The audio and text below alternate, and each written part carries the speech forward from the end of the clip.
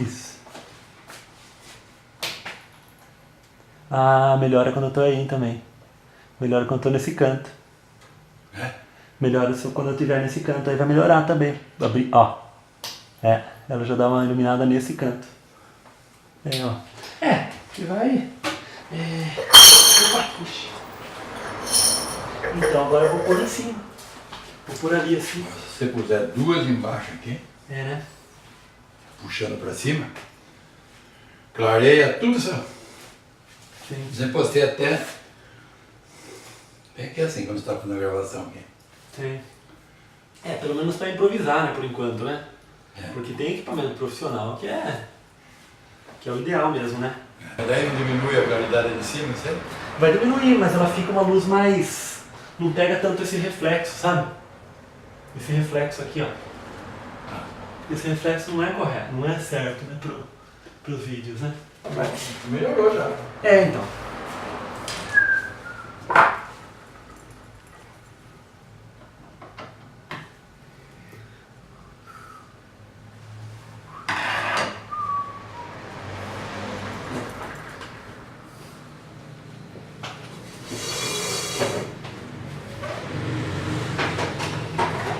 Olá, o meu nome é Eduardo, sejam bem-vindos a mais um vídeo do canal do Professor Estrada. Estamos aí hoje, pessoal, com a aula 45, dia 21 de setembro de 2017. Pessoal, antes de mais nada, gostaria de perguntar para vocês, eu fiz algumas modificações aqui no meu cenário de gravação e procurei melhorar um pouco a iluminação. Então eu gostaria que vocês dissessem nos comentários se vocês acham que melhorou realmente a iluminação. Eu sei que ainda não está a iluminação ideal, não está a iluminação perfeita ainda, mas dentro das minhas possibilidades, eu acredito que já pode ter havido uma boa melhora, tá? Então digam nos comentários se já houve uma melhora. Bom, pessoal, estamos aí trabalhando com conjuntos numéricos, números racionais. Então na última aula nós vimos as frações e vimos as operações entre as frações.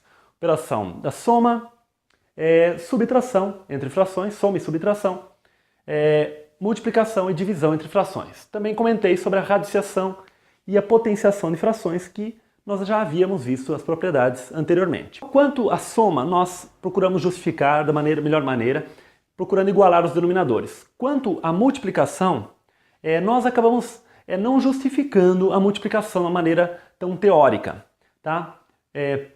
Mas existe uma justificativa, ela se torna um pouquinho mais, não é difícil, mas se torna um pouquinho mais, digamos, foge um pouco do nosso objetivo, que nós queremos ser um pouquinho mais objetivos nesse curso, tá? Mas tanto a multiplicação, e com a multiplicação nós podemos aí justificar, justamente a divisão pode ser bastante bem justificada aí com a multiplicação também, tá bom? Sobre frações, pessoal, apenas para finalizar, gostaria de fazer um último comentário que eu acabei não falando, comparação de frações, tá? Então como é que nós fazemos para comparar frações? Obviamente, se os denominadores são iguais, a comparação se torna bastante simples e basta comparar aí os numeradores, tá? Então vou colocar um exemplo com os denominadores iguais e depois nós vamos trabalhar alguns exemplos com denominadores diferentes. Vejamos essa situação. Nós temos aqui três frações, 22 terços, 5 terços e 10 terços. Então é muito simples comparar. Então é estabelecer uma ordem aí, uma comparação entre elas. Então a menor fração é a fração 5 terços, seguida da fração 10 terços e depois 22 terços. Então, como os denominadores são iguais, então é muito simples, basta nós estabelecermos aí a ordem entre os numeradores, tá? Então esse símbolo de menor significa aí a relação de desigualdade. Então este número é maior do que esse, que é maior do que esse. De fato, aqui eu tenho 5 terços, né? 5 terças partes, aqui eu tenho 10 terças partes e aqui eu tenho 22 terças partes.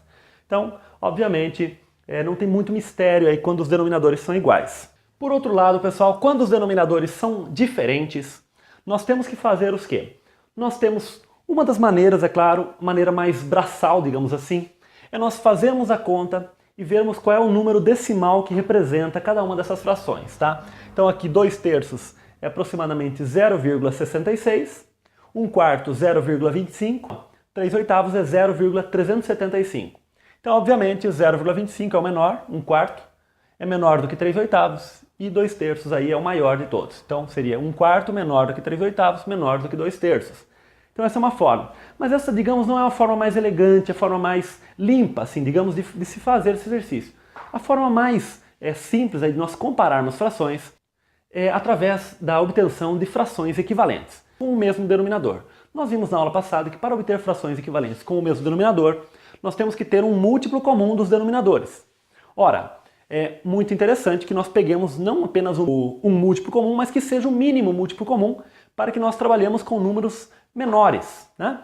Então a ideia seria nós calcularmos o MMC entre 3, 4 e 8, tá? Então, 3, 4 e 8 por 2, 3, 2, 4, por 2, 3, 1, 2, por 2, 3, 1, 1 e por 3, 1, 1, 1. Ora, 8 vezes 3, 24. Então, 24 é o mínimo múltiplo comum entre 3, 4 e 8. Ora, isso significa que esta fração 2/3, para nós deixarmos essa fração com o denominador 24, nós temos que multiplicar o 3 por 8. Né? Então nós multiplicamos o 3 por 8 e o 2 também por 8. Então nós ficamos com a fração 16 sobre 24. Então 16 sobre 24 é exatamente igual a 2/3.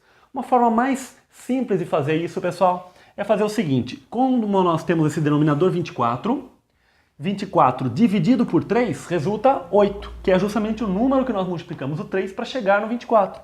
Portanto, nós dividimos por 3, achamos o 8 e multiplicamos pelo 2, dá 16. Não é?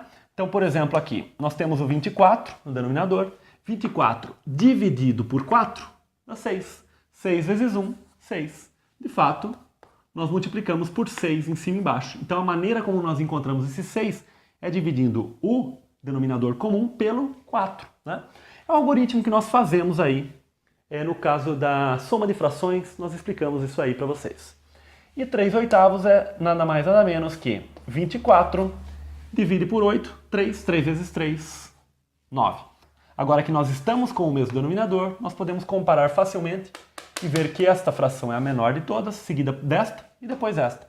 Mas na hora de escrevermos o resultado, nós escrevemos as frações como elas estavam originalmente, 1/4 menor do que 3/8, menor do que 2/3, tá? Então essa é uma aplicação para se comparar frações, então nós podemos reduzi-las todas ao mesmo denominador, obter frações equivalentes com o mesmo denominador. Uma outra aplicação em que nós temos comparações, pessoal, é quando nós temos que comparar radicais. Bom, pessoal, no caso da comparação de radicais, quando nós estudamos radiciação, eu cheguei a comentar alguns aspectos com vocês, mas a ideia é a mesma de comparar frações. Quando os radicais têm o mesmo índice, fica fácil, basta comparar os radicandos. Então, por exemplo, aqui nós temos raiz cúbica de 2, raiz cúbica de 5 e raiz cúbica de 7. Como os radicais são iguais, então, obviamente, raiz cúbica de 2 é menor do que raiz cúbica de 5, que é menor do que raiz cúbica de 7. Agora, quando os radicais são diferentes, nós também podemos utilizar essa teoria do MMC, obtendo um múltiplo comum, e a ideia do mínimo múltiplo comum é para nós trabalharmos com números menores. Então vamos ver um exemplo para que vocês entendam isso também. Vejam este exemplo aqui, raiz quadrada de 2, raiz quarta de 5 e raiz quinta de 7. Bom, nós temos aqui um índice 2, quando nós não escrevemos, né? Nós temos o índice 2. Ora, basta que nós obtenhamos aí o mesmo índice para as raízes, né? Então vejam, vamos calcular o MMC entre 2, 4 e 5. Então aqui, por 2, 1, 2, 5. Por 2, 1, 1, 5. E por 5, 1, 1 e 1. 2 vezes 2, 4 vezes 5, 20. Então o MMC é 20.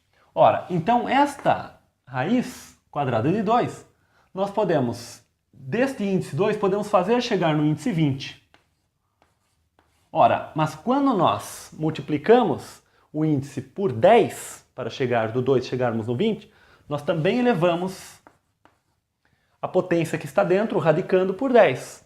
Porque nós vimos aquela propriedade de radiciação, que nós podemos efetuar esse cancelamento e fica então a raiz quadrada de 2. Né? Então o número que nós multiplicarmos no índice, nós temos que multiplicar também na potência do radicando. Ora, então raiz 20ª de 2 a 10ª. Aqui nós temos a raiz 20ª de 5 à quinta. Então observem que nós multiplicamos o 4 por 5 e um 5 também apareceu multiplicando aqui. E aqui nós temos a raiz vigésima de 7 à quarta. Então novamente nós multiplicamos o 5 por 4 e também apareceu um 4 aqui. Ora, agora 2 elevado à décima na verdade é 1024. 5 elevado à quinta é na verdade 3125. E 7 elevado à quarta é 2401. Agora, como nós temos o mesmo índice, basta que nós comparemos os radicandos. Então, de fato, esta raiz é a menor de todas. Então, nós escrevemos que a raiz quadrada de 2 é menor do que a raiz quinta de 7, que é menor que a raiz quarta de 5. Tá? Então, dessa forma, nós podemos comparar também os números, as raízes, né? Sem nós termos que calcular cada um dos valores. Quando nós falamos em comparação de raízes, na época nós não tínhamos esse conhecimento de MMC, que pode facilitar em certas situações. De fato, o assunto que eu gostaria de começar com vocês na aula de hoje são as operações entre números decimais, né? Então, no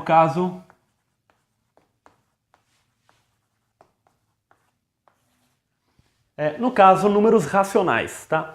Porque na aula passada nós vimos operações entre frações, né, que são números racionais, mas nós vimos em aulas anteriores que o número racional também tem a sua representação decimal. Mas nesta aula eu gostaria de ver o mesmo assunto basicamente da aula anterior, que seriam as operações envolvendo os números racionais, só que representados não na forma de fração, mas na forma decimal. Pessoal, é bastante simples, nós vemos isso desde os anos mais primários aí da vida escolar, mas nunca é demais recordar e a gente acaba formalizando, e são coisas que nós usamos muito no dia a dia. Por exemplo, na questão de dinheiro, nós usamos aí nos centavos, né? Nós temos as contas com vírgula, em diversas outras situações nós trabalhamos com números decimais e não na forma de fração. Aliás, a forma de fração aparece menos no nosso cotidiano mesmo, do que os números decimais. Os números com vírgula aparecem muito mais no nosso cotidiano de fato. Mas você pega uma embalagem de um biscoito e você vai ter lá a proporção de cada componente e ele vai ter eventualmente vários valores ali com vírgula. Muitas vezes é usado o ponto.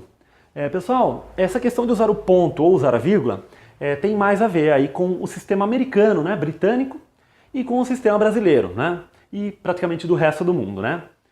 O sistema americano, ele utiliza o ponto no lugar da vírgula. Então, quando ele diz, por exemplo, 1,33, ele está querendo dizer 1,33. Então, por exemplo, R$1,33, né?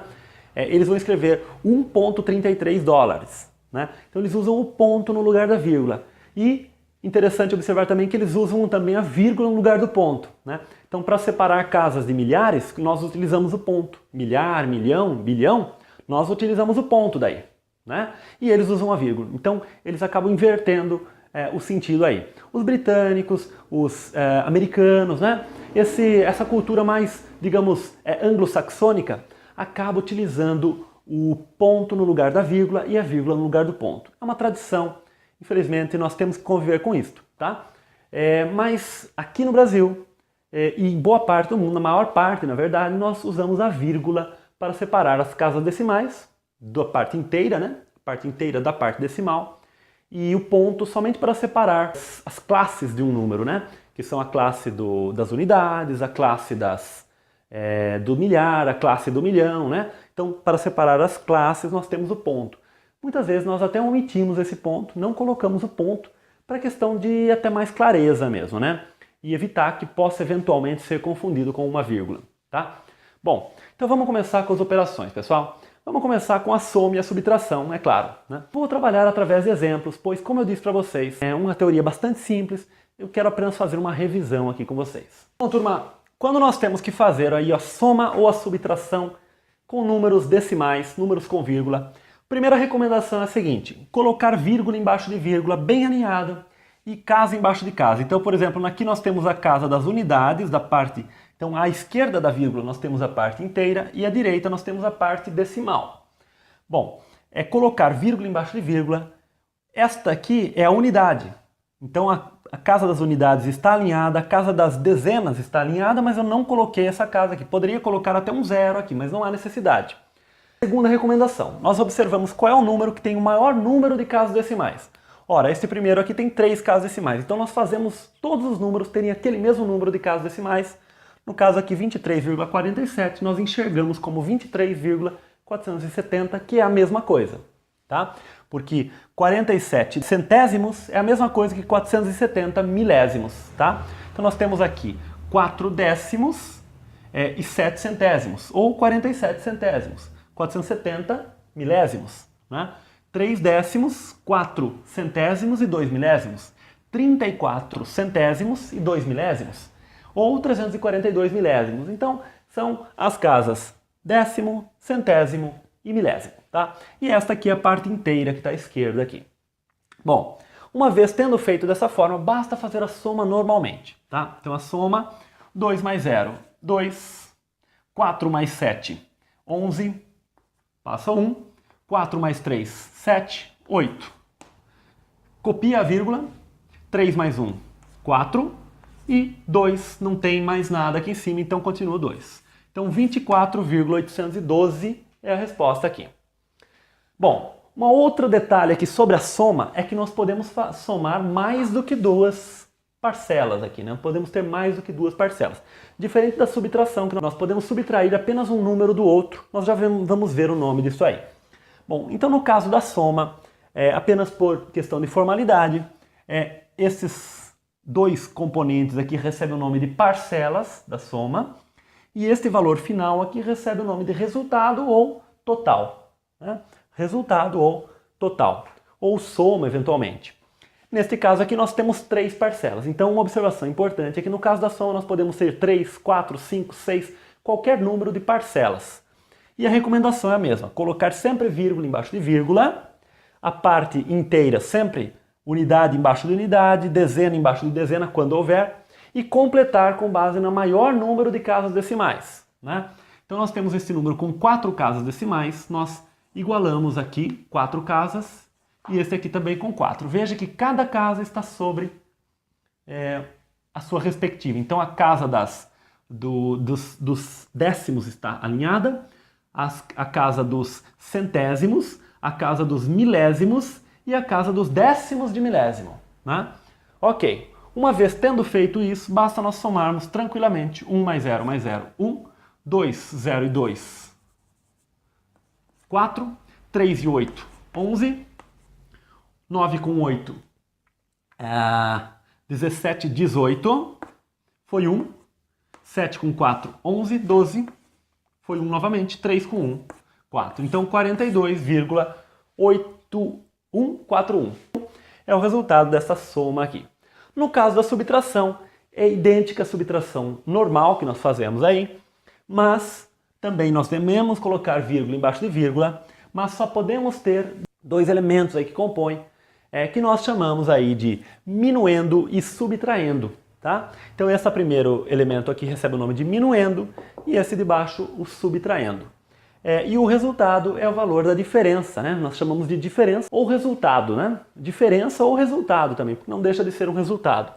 Bem, então, mesma coisa, temos que igualar o número de casas após a vírgula, com base no maior que aparece, que são 3 casas aqui. Então aqui nós, 0 não podemos subtrair de 1, então emprestamos uma unidade do 3, então aqui fico com 2, e aqui ficamos com 10, 10 menos 1, 9, 2 menos 2, 0, 4 menos 3, 1, 3 menos 1, 2, 1 menos 0, 1. Lembrando que aqui tem um 0, então 12,109. 23,704, 5,799. Outro detalhe é que na subtração, sempre o subtraindo, né, será menor do que o minuendo, né? Nós sempre vamos subtrair uma quantia menor de uma maior, né? Quando nós tivermos uma quantia menor menos uma maior, na hora de fazer essa conta nós invertemos, né? Se nós, por exemplo, nesta conta aqui, nós tivéssemos 1,321 menos 13,3 430, não é? Nós teríamos feito a conta desta mesma forma, colocando 13,43 em cima e o 1,321 embaixo, mas na hora de apresentar o resultado, esse valor 12,109, ele se tornaria negativo, tá? Mas na hora de fazer a conta, nós colocaríamos da mesma forma, o número maior em cima e o menor embaixo, tá? Então, este resultado, o fato de ser negativo, ele só vai aparecer no resultado final do problema, ok? Bom, aqui, mesma coisa, né? 4, não podemos tirar 9, então emprestamos daqui, mas não tem, né? Então temos que tirar aqui desse 7, fica 6, 10 aqui, mas esse 10 teria que passar uma unidade para lá, então este 10 aqui se torna 9, aqui fica o quê? 14. 14 menos 9, 5. 9 menos 9, 0. 6 também não podemos tirar 7, então emprestamos daqui, fica o quê? 2. E aqui se torna 16. 16 menos 7, 9. Abaixou a vírgula. 2 menos 5 também não podemos. 1 aqui e 12 aqui. 12 menos 5 é 7. 1 menos 0, 1. 17,905. Então, a subtração ela complica um pouquinho porque é a questão de emprestar, né? Mas aí está dentro do básico realmente que de cada um já tem um conhecimento nesse sentido. Se por acaso vocês tiverem muita dificuldade com subtração, divisão, esse tipo de coisa, coloquem nos comentários que futuramente nós podemos aí elaborar uma série de aulas, mas aí nós podemos fazer isso aqui bem devagar, né? Bem passo a passo, realmente para vocês entenderem como é que a gente faz a subtração, como é que nós somamos, como é que nós dividimos e como é que nós multiplicamos. Bom, pessoal, hoje eu passei para vocês a soma e a subtração. Na próxima aula eu quero ver com vocês a multiplicação e a divisão envolvendo aí números decimais. E com isso nós vamos praticamente finalizar essa parte de números racionais, aí vamos para números irracionais a partir da outra aula. Ok, pessoal? Então espero que vocês tenham gostado. Novamente repito, comentem aí nos comentários se vocês acharam que a qualidade da iluminação aqui do nosso ambiente melhorou, tá? Para a gente saber como é que está sendo aí a percepção de vocês nesse sentido. Pessoal, então aqueles que não forem inscritos no canal, se inscrevam, curtam o vídeo, compartilhem com seus amigos para que esse projeto possa ir crescendo e ajudando cada vez mais gente, tá? Pessoal, um grande abraço aqui do Professor Estrada, até o próximo vídeo, tchau!